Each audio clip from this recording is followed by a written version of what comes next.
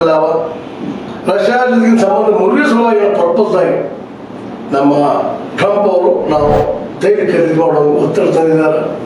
ಯಾಕಂದ್ರೆ ಇದು ಇಬ್ಬರು ಇಂಬ್ಯಾಲೆನ್ಸ್ ಪೈಲ್ವಾನರಿಗೆ ಅದೊಂದು ಅಗ್ರಿಮೆಂಟ್ ಆದಂಗೆ ಆಗಿದೆ.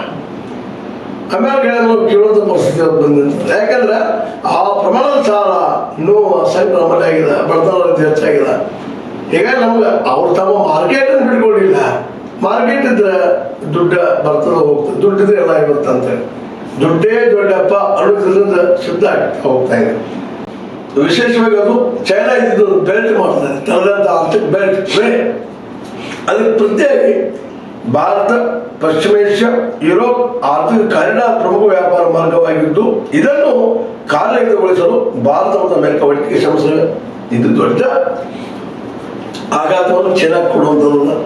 ಈಗಾಗಲೇ ಅಮೆರಿಕ, ಆಸ್ಟ್ರೇಲಿಯಾ, ಜಪಾನ್, ಇಂಡಿಯಾ ಇವೆಲ್ಲ ಏನಪ್ಪ ಅಂತಂದ್ರೆ ಚೈನಾದ ಒಂದು ಪ್ರಭಾವವನ್ನು ಈ ಒಂದು ಪೂರ್ವ ಏನದ ಭಾಗದಲ್ಲಿ ಪೂರ್ವ ಮತ್ತು ಏನು ಪಶ್ಚಿಮದ ಭಾಗದಲ್ಲಿ ಏನು ಡಾಮಿನೆನ್ಸಿ ಮಾಡ್ತಾ ಇದೆ ಚೈನಾ, ಅಲ್ಲೇ ಆ ಸಮುದ್ರದಲ್ಲೇ ತನ್ನ ಡಾಮಿನೆನ್ಸನ್ನು ಇಟ್ಕೊಳ್ಳಿಸುವ ಪ್ರಯತ್ನ ನಡೆಸಿದ ಚೈನಾ ಅದನ್ನು ಕಂಟ್ರೋಲ್ ಮಾಡಿಸುವ ಇಷ್ಟು ಆಗಿದೆ.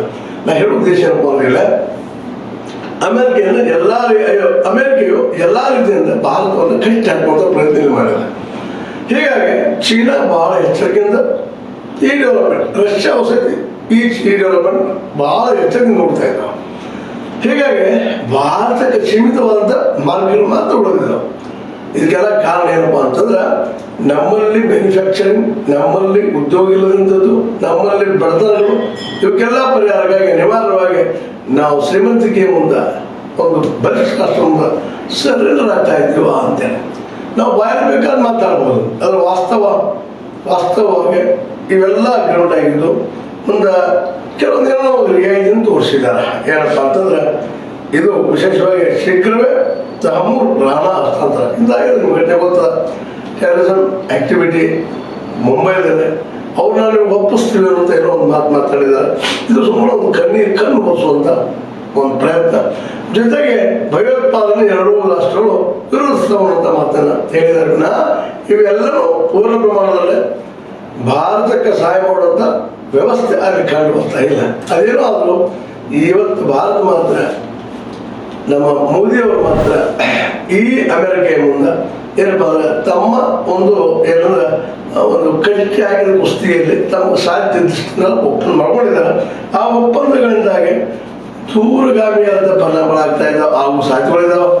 ರಷ್ಯಾ, ಚೈನಾ ತನ್ನದಂಥ ಒಂದು ಈಗಾಗಲೇ ಗುಟ್ಟದ ಸಂಘಟನೆಗಳ ಅವ್ರ ಜೊತೆಗೆ ಬ್ರೆಜಿಲ್ ಮತ್ತು ಈಗಾಗಲೇ ನಿಮ್ಗೆ ಗೊತ್ತದ ಈ ಬ್ರಿಕ್ಸ್ ಸಲುವಾಗಿ ಬ್ರಿಕ್ಸ್ ಅಂದ್ರೆ ಗೊತ್ತದ ಬ್ರೆಜಿಲ್ ಮತ್ತು ಈಗ 10 ರಾಷ್ಟ್ರಗಳು ತೆಗೆದುಕೊಂಡಿದ್ದಾರೆ.